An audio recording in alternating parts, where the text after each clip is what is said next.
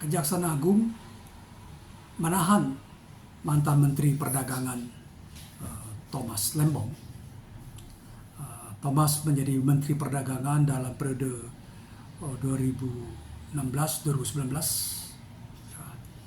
dan kemudian Kejaksaan Agung menetapkan Thomas Lembong sebagai tersangka atas dugaan korupsi pengadaan gula kristal yang bertentangan dengan undang-undang tanpa rekomendasi dari instansi terkait, dan juga pada saat itu produksi gula nasional surplus. Jadi Kejaksaan Agung melakukan penelitian, memeriksa sejumlah saksi, sekitar 90 saksi sejak Oktober 2023. Ini adalah langkah yang luar biasa dari Kejaksaan Agung setelah kemarin menahan, menangkap, dan menyita 940 miliar dan benda-benda berharga lainnya dari rumah kediaman mantan pejabat Mahkamah Agung, Zihro.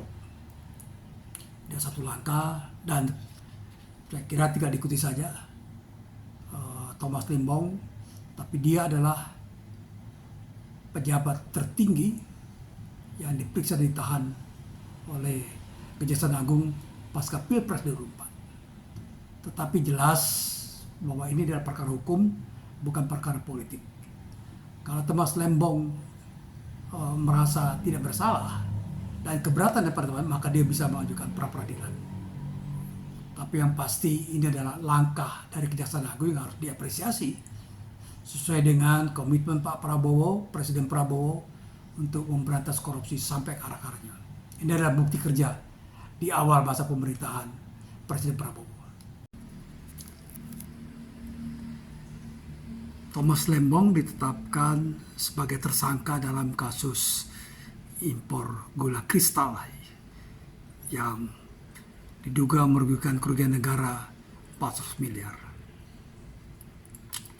Kejaksaan Agung membantah bahwa penetapan tersangka dan penahanan Thomas Lembong ini dipolitisasi, karena beberapa waktu lalu Thomas Lembong adalah wakil kapten dari calon presiden Anies Baswedan, sudah dibantah, dan kemudian tinggal mengikuti persidangan apakah benar atau tidak penetapan tersangka itu.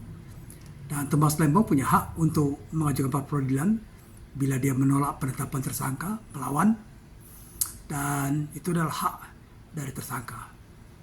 Bagaimanapun juga pemeriksaan telah dimulai Oktober 2023, artinya jauh sebelum Pilpres Februari 2024. Jadi sudah dilakukan dan saksi diperiksa 90 orang.